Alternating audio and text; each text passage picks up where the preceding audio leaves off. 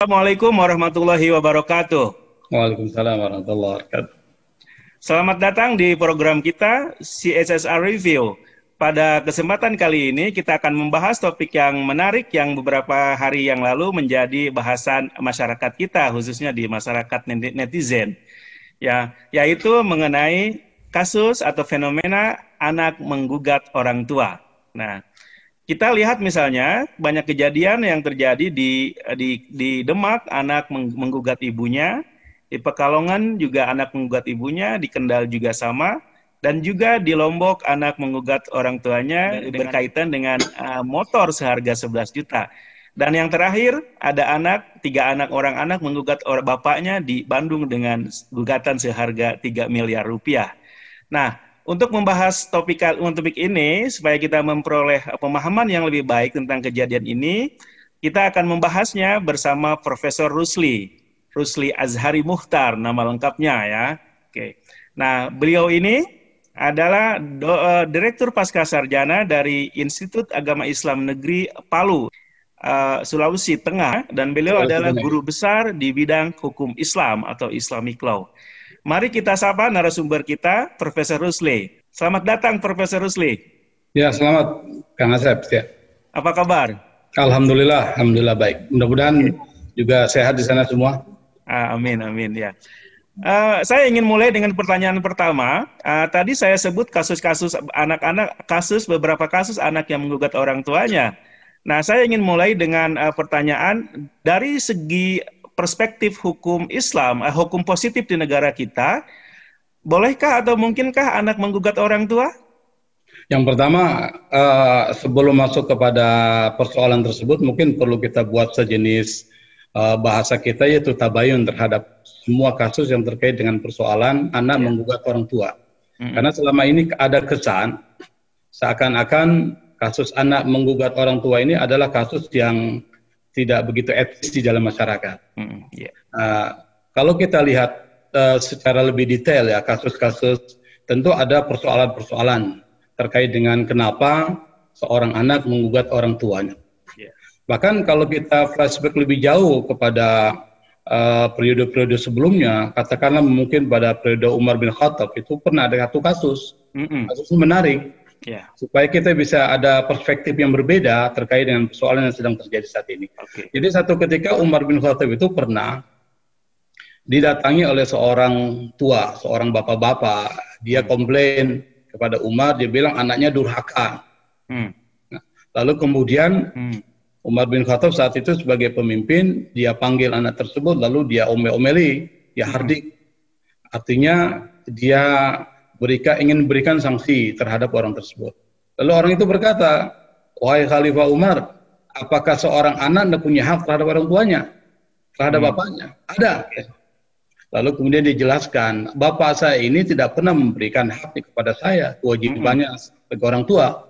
Yang pertama, dia tidak memberikan nama yang baik buat saya, dia tidak memberikan ibu yang baik buat saya, dan saya tidak pernah diajarkan ilmu agama. Maka saya seperti ini ya karena orang tua saya. Umar lalu kemudian marah, dia bilang kepada orang tua tersebut, Anda sudah durhaka sebelum anak Anda durhaka terhadap Anda. Jadi kasus ini kan menjadi gambaran, ternyata ada juga persoalan seperti itu. Nah, jadi persoalan yang terbesar dari berbagai kasus ini adalah ada persoalan ketidakadilan yang diperoleh anak, sehingga seorang anak bisa menggugat orang tuanya dalam kasus ini. Bahkan ada kasus lain menarik ini, kalau kita flashback pada zaman-zaman awal, zaman-zaman kelas gitu, Nu'man bin Bashir, itu pernah cerita, saya pernah dikasih setengah oleh orang tua saya, oleh bapak saya, setengah harta. Ibunya ngomel kepada bapaknya, dia bilang, nggak boleh begitu. Nah, lalu kasus ini dibawa kepada Nabi, kemudian Nabi berkata, apakah kalian berlaku adil juga terhadap anak-anak kalian yang lain? Tidak, cuma dia yang saya berikan setengah harta saya, kalau gitu nggak boleh. Jadi itu kemudian dikembalikan. Dari beberapa kasus ini sebenarnya ada pelajaran penting. Nah, ketika ada anak menggugat orang tuanya, dilihat kasus per kasus, jangan dilihat secara umum. Nah, kalau memang kasusnya ada ketidakadilan yang diperoleh seorang anak, saya pikir itu dimungkinkan untuk melakukan, bahasa kita itu ya sejenis gugatan dalam tanda petik terhadap orang tua yang melakukan ketidakadilan. Tetapi kalau kita lihat misalnya kasus-kasus yang terjadi saat ini, itu tidak seperti kasus yang terjadi pada saat sebelumnya, pada zaman Nabi dan zaman Umar bin Khattab. Kasus ini kan lebih terkait dengan persoalan utang piutang, terkait dengan persoalan warisan, kadang-kadang sengketa atas tanah dan harta gunung ini. Hampir sebagian besar kalau kita buat sejenis pemetaan kasus-kasus yang terjadi terkait dengan anak menggugat orang tuanya, itu adalah kasus-kasus seperti itu. Kasus yang terjadi belakangan ini pun ada terkait dengan persoalan sengketa tanah, persoalan-persoalan yang terkait dengan warisan. Nah, kalau berbicara tentang persoalan itu, memang di dalam hukum positif kita belum ada satu ketentuan yang sangat ketat terkait dengan persoalan tersebut. Tetapi persoalan anak menggugat orang tua secara hukum positif itu dimungkinkan. Karena apa? Bukan dalam posisi sebagai anak atau orang tua, tapi sebagai penggugat dan digugat. Jadi bahasa undang-undang kita kan seperti itu. Tetapi ada satu yang menarik di dalam undang-undang perkawinan itu, kalau kita belajar undang-undang nomor 1 tahun 74, ada pasal 46 ayat 1 dan 2 itu berbicara tentang persoalan anak wajib menghormati orang tuanya dan menaati apa yang menjadi kehendak orang tuanya yang baik-baik itu. Kalaupun dia sudah dewasa, dia harus memelihara orang tuanya. Nah, klausul yang ada di dalam Undang-Undang nomor 1 tahun 74 pasal 46 ini tidak memberikan hanya sejenis rekomendasi saja. Sejenis rekomendasi dan himbauan dan terkait dengan sesuatu yang etisnya begini loh, tetapi tidak ada sanksi hukum kalau terjadi pelanggaran. Jadi kalau kita katakan bahwa hukum positif kita terkait dengan persoalan etika anak terhadap orang tua ini masih mandul. Jadi belum bisa memberikan satu perlindungan terhadap orang tua.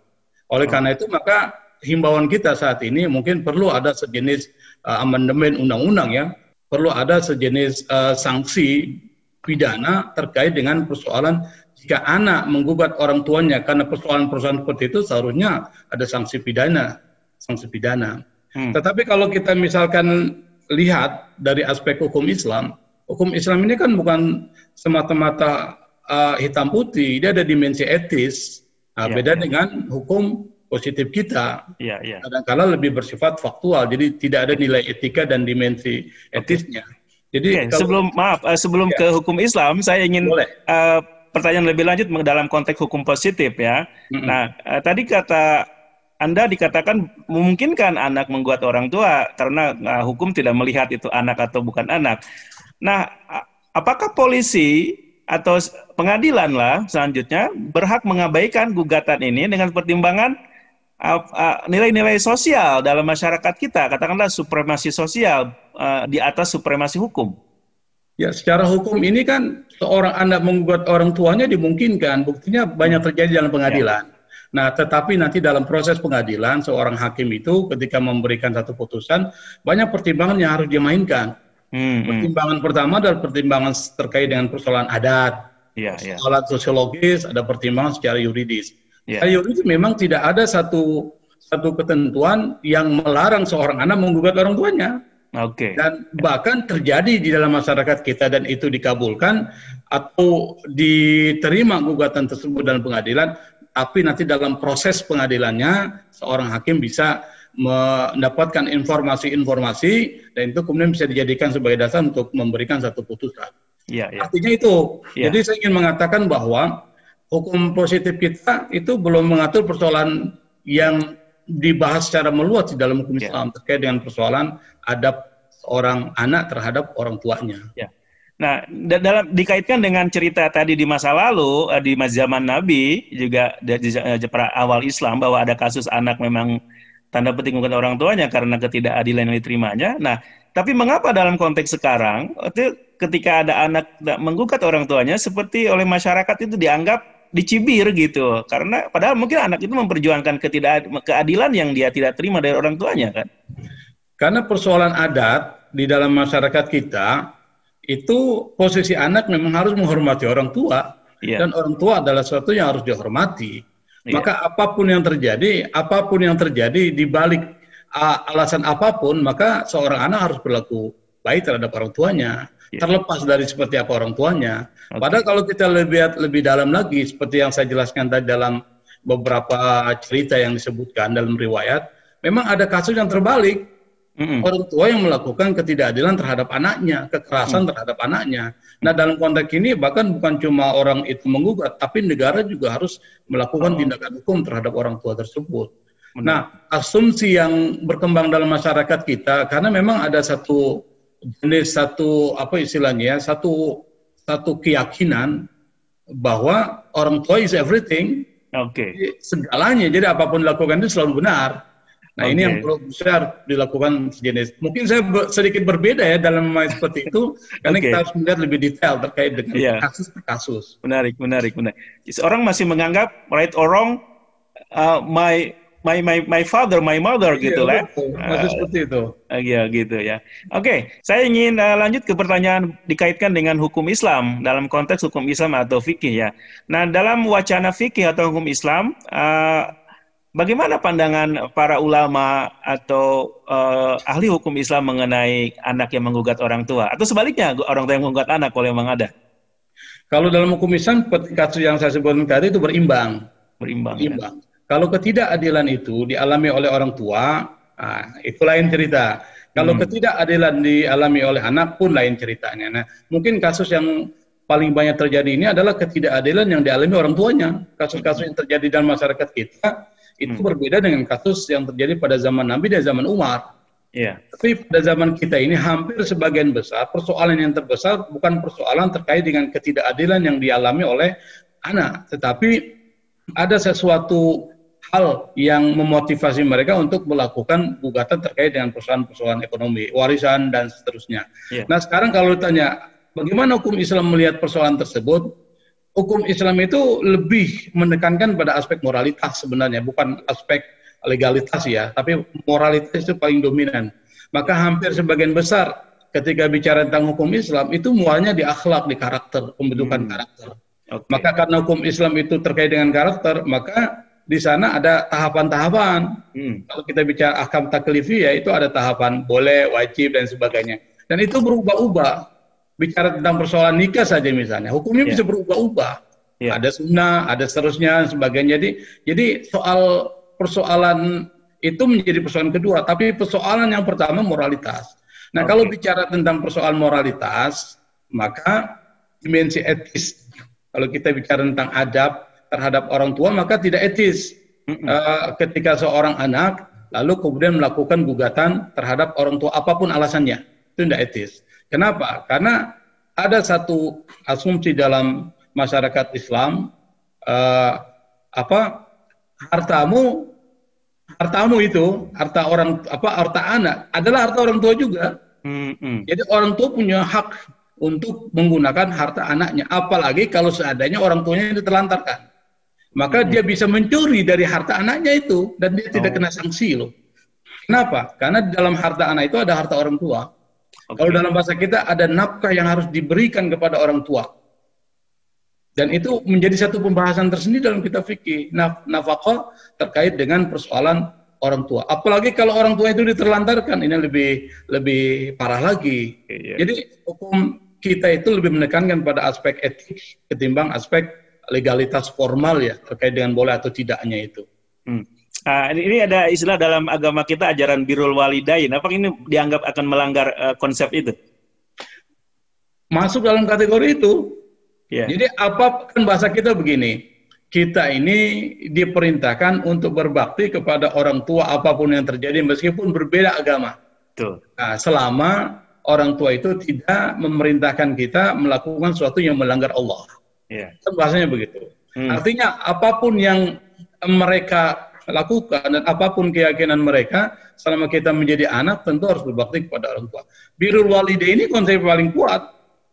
Terkait dengan persoalan, kalau kita bicara tentang akhlak ya, itu di dalam ada kitab As-Saksiyah Al-Muslimah itu ada beberapa akhlak dijelaskan itu. Nah, salah satunya adalah akhlak terhadap orang tua. Mungkin Kang Asep ini pernah dengar kasus cerita tentang seorang yang bernama Alqamah itu. Pada zaman Nabi. Mungkin pernah dengar kasus itu. Nah, Alqamah ini kan meskipun kasusnya sepele, sampai menjadi satu pelajaran yang sangat penting dalam masyarakat kita terkait dengan persoalan seorang sahabat Nabi yang durhaka terhadap ibunya. Padahal sepele sekali persoalannya. Apa persoalan tersebut? Dia kurang diperhatikan. Jadi bukan persoalan penelantaran, dia kurang diperhatikan. Alqamah lebih fokus kepada istrinya ketimbang kepada ibunya. Karena ibunya kemudian kesal, maka terjadilah kasus seperti yang kita sering baca dalam riwayat-riwayat cerita-cerita yang diriwayatkan oleh Nabi.